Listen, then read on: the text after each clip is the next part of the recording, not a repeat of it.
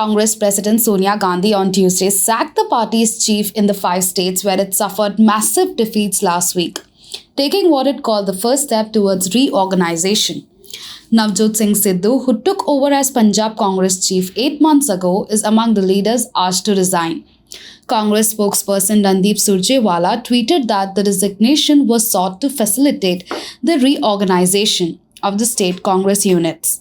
The Congress lost Punjab to Arvind Kejriwal's Aam Aadmi Party and failed to put up a credible fight in the 4 states, where it had hoped for a comeback or even manage a close contest with the BJP. The Punjab loss was worst. The Congress collapsed after months of infighting as Mr. Sidhu clashed with veteran Amrinder Singh as well as his 11th hour replacement Charanjit Singh Channi. Punjab Chief Minister-elect Bhagwant Mann will take oath today at Khatkar Kalan, the birthplace of freedom fighter Bhagat Singh. Delhi Chief Minister Arvind Kejriwal and other senior Aam Aadmi Party leaders will take part in the swearing-in ceremony.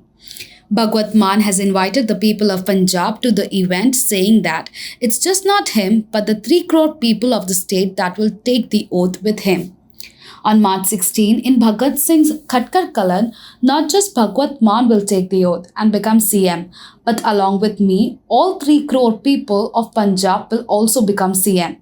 Together, we will make Shahid Bhagat Singh's Rangla Punjab, Mr. Mann said in a video message. The Aam Aadmi Party registered a landslide victory, winning 92 seats in the 117-seat Punjab Assembly.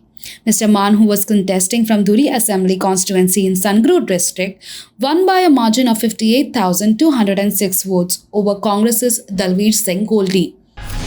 Telangana Chief Minister K. Chandrasekhar Rao attacked the centre again on Tuesday over the hijab rule, accusing it of playing hijab panchayati, politics over hijab.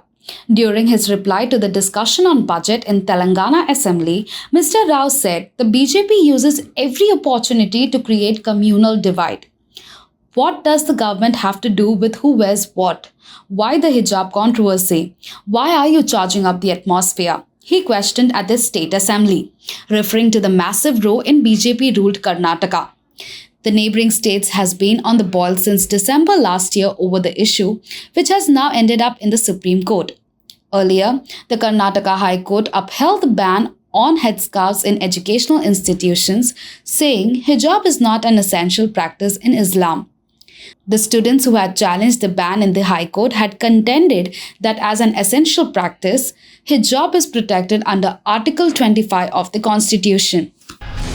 Senior Congress leader Shashi Tharoor on Tuesday said Prime Minister Narendra Modi at times displayed a certain traits of Atal Bihari Vajpayee by saying the right things but has not translated his words into action. He also said PM Modi might serve the country better by implementing what he said publicly. Sometime in his speeches, Modi seems to channelize his inner Vajpayee by saying all the right things, but he does not implement them. That is the real difference, Mr. Tharoor said during a discussion to mark the launch of a biography of Vajpayee. He recalled PM Modi's visit to Kashmir, where he talked about promoting tourism and urged youngsters to shun the path of terrorism. If only he can start implementing some of the thoughts that he has said publicly, he might serve the country better, Mr. Tharoor said. Ukrainian President Volodymyr Zelensky said on Wednesday peace talks were sounding more realistic, but more time was needed, as Russian airstrikes killed 5 people in the capital Kyiv and the refugee tally from Moscow's invasion reached 3 million.